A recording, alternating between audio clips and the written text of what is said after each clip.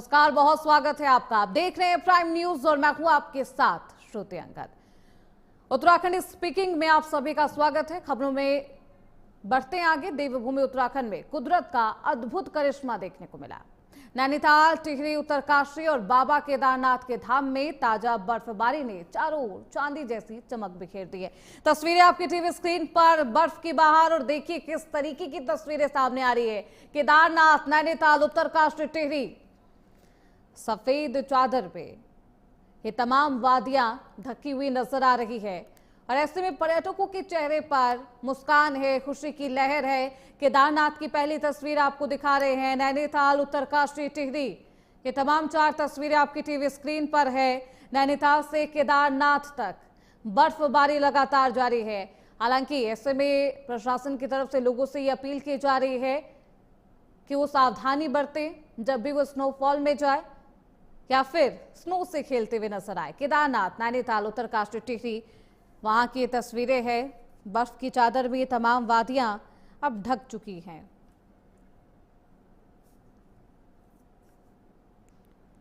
तो बर्फबारी लगातार जारी है।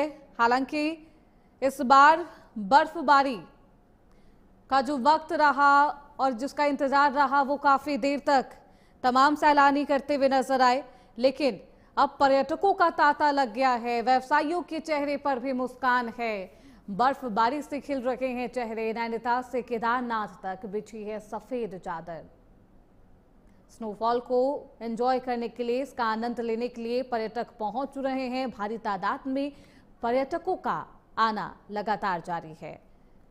केदारनाथ, नैनीताल, उत्तरकाशी और टिहरी की ये तस्वीरें आपको दिखा रहे हैं।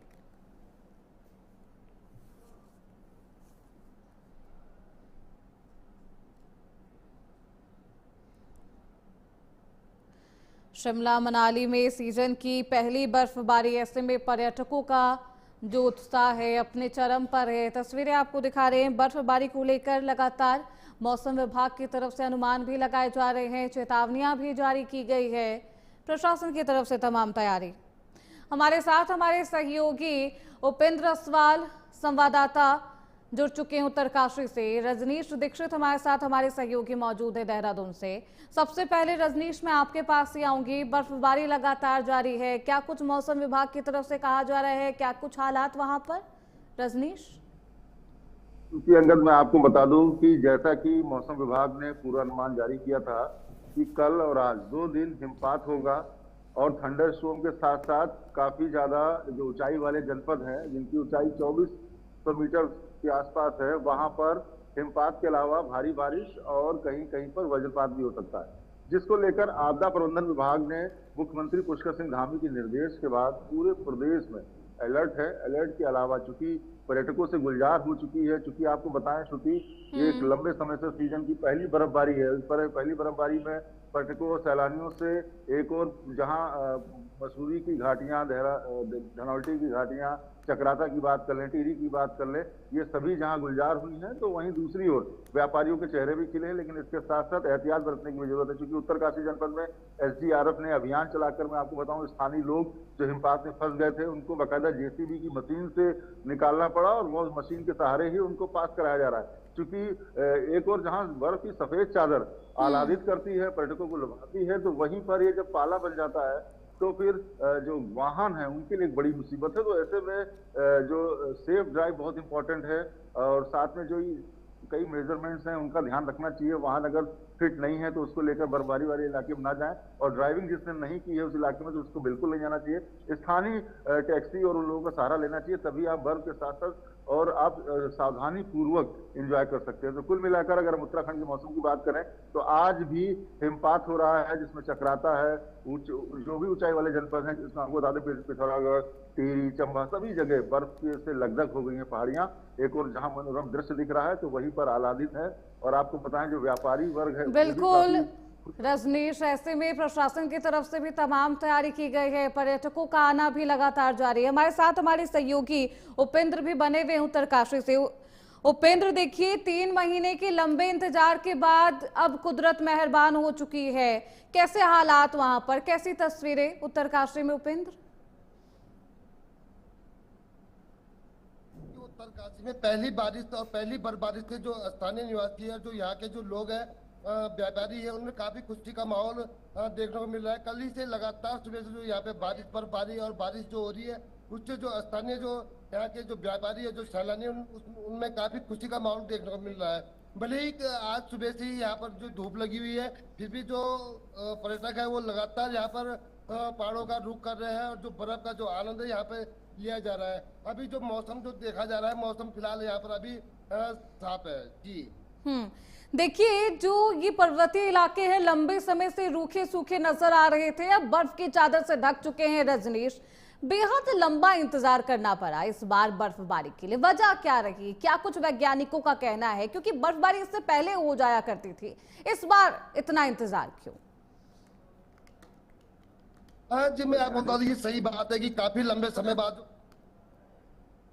उससे जो यहाँ पर जो स्थानीय जो निवासी व्यापारी है, उनमें काफी निराशा देखने को मिल रही थी। काफी लंबे समय बाद जो यहाँ पर बारिश हुई है, उसके चक्कर से अब यहाँ पर जो स्थानीय निवासी सबने खुशी का माहौल है। और जो स्थानीय जो लोग हैं, जो रोडें अभी भी बंद पड़ी है, प्रशासन द्वारा उन्हें लगातार खोलने का प्रयास किया जा रहा है। जो स्थानीय जो यहाँ पर जो पर्यटक जो फंसे हुए हैं, उन्हें प्रशासन की तरफ से खाने की और रहने की व्यवस्था लगातार उनके लिए की जा रही है और प्रशासन का लगातार। मैं लौटूंगी उपेंद्र आपके पास, हमारे साथ रजनीश भी लगातार बने हुए। रजनीश, देखिए, उपेंद्र भी बता रहे थे वजह क्या रही, लंबा इंतजार करना पड़ा इस बार बर्फबारी के लिए। क्या कुछ वो वैज्ञानिकों की तरफ से क्या कुछ वजह बताई जा रही है रजनीश? देखिए श्रुति, मैं आपको बताऊं, जो वैज्ञानिकों का कहना है कि ग्लोबल वार्मिंग की वजह से जो ठंड खिसक रही है, कि एक अहम वजह बर्फबारी जो है काफी डिले हुई। इस बार क्लाइमेटिक चेंज खासा देखने को मिला और पहले से पूर्वानुमान भी था कि बर्फबारी देर से होगी, जिससे पर्यटन इंडस्ट्री में आपको बताऊं, उत्तराखंड में जोशीमठ में ओली पड़ता है, वहां व्यापारी लगातार इंफ्रास्ट्रक्चर की मांग को लेकर हड़ताल पे भी रहे। अब ओली भी गुलजार हो चुकी है। और आपको बताएं, विंटर गेम्स के लिए वर्ल्ड फेमस है ओली। और इसी तरीके से मसूरी में जो होटल व्यापारी हैं वो इंतजार कर रहे थे और बर्फबारी नहीं हो रही थी। जो वैज्ञानिक दृष्टिकोण, ग्लोबल वार्मिंग, पेड़ों का कटना, शहरीकरण होना, ये बहुत बड़ा इम्पैक्ट डालता है। और जैसा कि पहले से पूर्वानुमान था कि इस बार डिले होगा, तो वही देखने को मिला। और कल से जो मौसम विभाग का अनुमान है, वो मौसम सामान्य हो जाएगा। तो सिर्फ ये 2 दिन की कवायद है। और आपको बताएं, जिसको लेकर आपदा विभाग भी पहली बार हाई अलर्ट पर श्रुति यहाँ दिख रहा है पूरे उत्तराखंड में।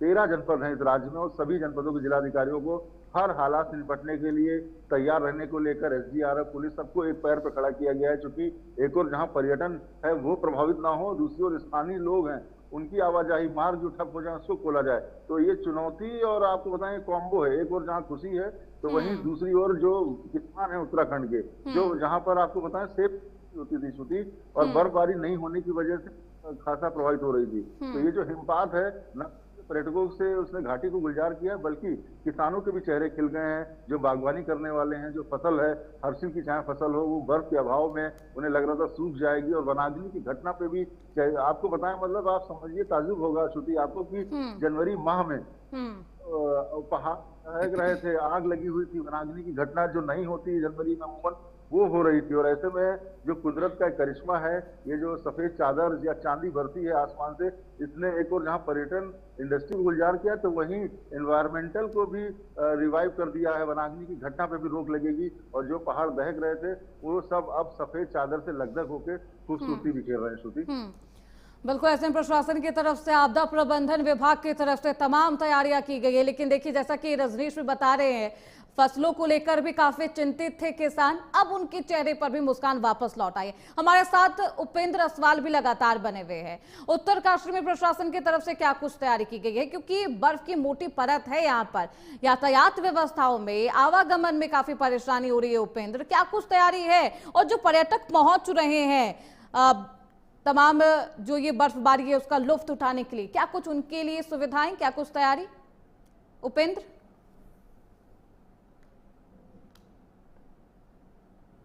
प्रशासन की तरफ से लगातार यहाँ पर जो मशीनें तैनात की गई है, कल ही रात से लगातार जो मशीनें यहाँ पे रोड खोलने का प्रयास किया जा रहा है। और जो यहाँ पे पर्यटक जो आए हैं उन्हें निकालने की कोशिश की जा रही है।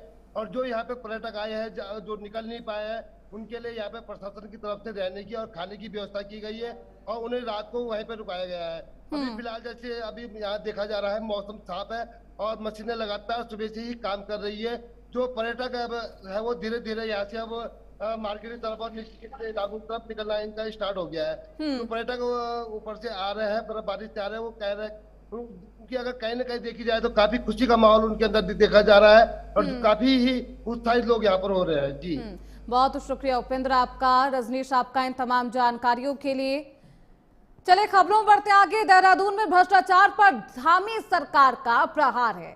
होमगार्ड्स वर्दी खरीद घोटाले में निदेशक को निलंबित किया गया है और निदेशक अमिताभ श्रीवास्तव तुरंत प्रभाव से निलंबित किए गए। वित्तीय अनियमितताओं के आरोप में हुई है कार्रवाई। सीएम धामी ने जांच समिति गठित करने के निर्देश दिए हैं। टेंडर में अनियमितता पर सख्त हुए हैं मुख्यमंत्री पुष्कर सिंह धामी। होमगार्ड विभाग में भ्रष्टाचार को लेकर खुलासा हुआ था और इस पर लगातार जांच भी जारी है। उत्तराखंड में भ्रष्टाचार के खिलाफ सीएम धामी की जीरो टॉलरेंस नीति के तहत ये बेहद अहम कार्रवाई और बेहद सख्त रुख मुख्यमंत्री पुष्कर सिंह धामी ने अपनाया है।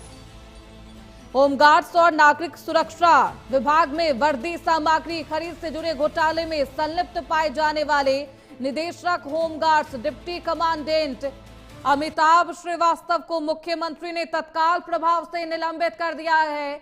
अमिताभ की ये तस्वीर आपकी टीवी स्क्रीन पर है। उत्तराखंड का वर्दी घोटाले का ये पूरा मामला जिसको लेकर खूब सियासत भी की गई।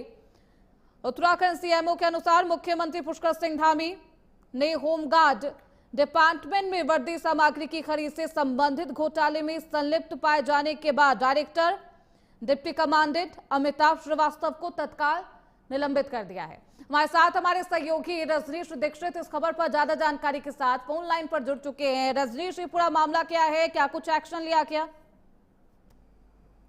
देखिए श्रुति, मैं आपको बता दूं, डीआईजी स्तर के अधिकारी हैं अमिताभ श्रीवास्तव, जिन पर नजीर पेश हुए मुख्यमंत्री पुष्कर सिंह धामी जैसा कि कहते हैं वैसा ही करते हैं। जीरो टॉलरेंस की नीति है भ्रष्टाचार पर, उसी की वानगी देखने को मिली। इनको तत्काल प्रभाव से निलंबित कर दिया गया है।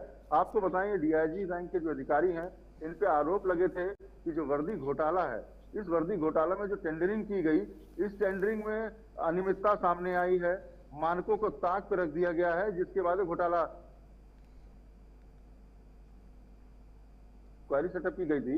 इस इंक्वायरी में जब प्राइमा फेसाई पता चला कि ये कहीं ना कहीं इनकी जो भूमिका है वो संदिग्ध है, जिसके बाद सीएम पुष्कर सिंह धामी ने सख्त निर्देश अपनाते हुए तुरंत तत्काल प्रभाव से डीआईजी अमिताभ श्रीवास्तव जो इसमें कमांडेंट के पद पर है उनको निलंबित कर दिया है और एक high level inquiry committee set कर दी है जो इस पूरे प्रकरण की तफसील से जांच करके अपनी रिपोर्ट सीएम को सौंपेगी।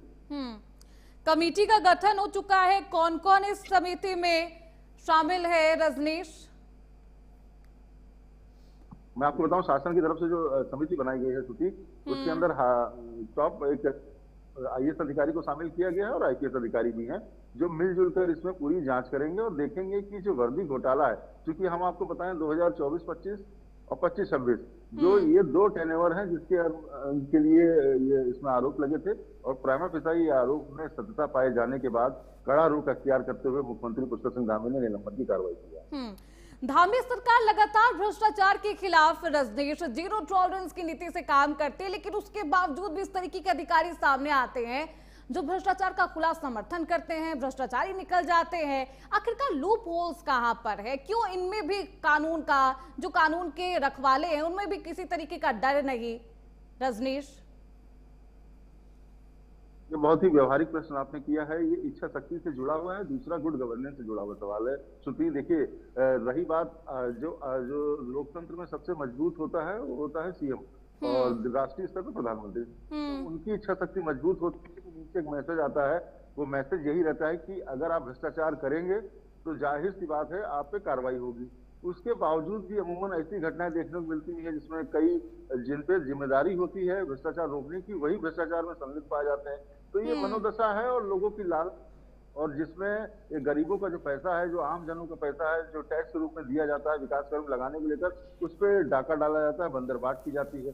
तो उसमें कार्रवाई भी होती है। तो बहरहाल ये जो कार्रवाई है, इसके तार जहां तक जुड़े हैं, जब उन सब पे इसको जद में लिया जाएगा और कार्रवाई को नजीर के तौर पर पेश किया जाए। निलंबन एक बहुत बड़ी कार्रवाई नहीं है, मान लीजिए पद से हटा दिया देखिए, गया। अब अगर इस दोषी वर्दी पाए जाते हैं घोटाले में रजनीश किन किन का नाम और किन किन अधिकारियों पर गाज गिरती है, देखना बेहद महत्वपूर्ण होगा। बहुत शुक्रिया रजनीश दीक्षित आपका इन तमाम जानकारियों के लिए। खबरों बढ़ते आगे। देहरादून में मुख्यमंत्री पुष्कर सिंह धामी से केंद्रीय सड़क परिवहन एवं राजमार्ग राज्य मंत्री अजय टम्टा ने शिष्टाचार भेंट की है।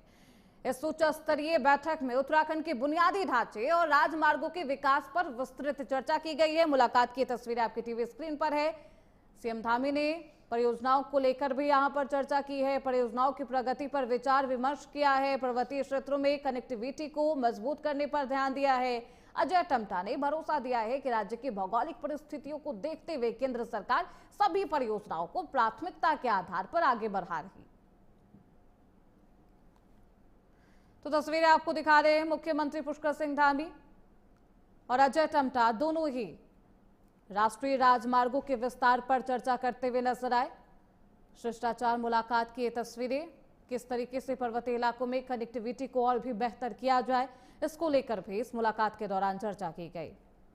हालांकि अजय टम्टा ने आश्वासन दिया है कि भौगोलिक परिस्थितियों को देखते हुए यहां पर विकास किया जाएगा। तो राष्ट्रीय राजमार्गों के विस्तार पर चर्चा हुई है। अजय टम्टा ने मुख्यमंत्री पुष्कर सिंह धामी से मुलाकात की है। मुलाकात की ये तस्वीरें आपको दिखा रहे हैं। शिष्टाचार भेंट और उसके बाद तमाम परियोजनाओं को लेकर मुख्यमंत्री पुष्कर सिंह धामी अजय टम्टा से मुलाकात करते हैं, बातचीत करते हुए नजर आते हैं।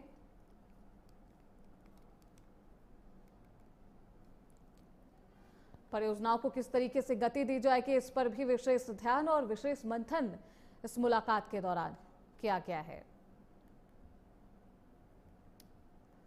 पर्वतीय क्षेत्रों में कनेक्टिविटी को किस तरीके से मजबूत किया जाए, अजय टम्टा ने भरोसा भी दिलाया है कि राज्य की भौगोलिक परिस्थितियों को देखते हुए केंद्र सरकार सभी परियोजनाओं को प्राथमिकता के आधार पर आगे बढ़ा रही है।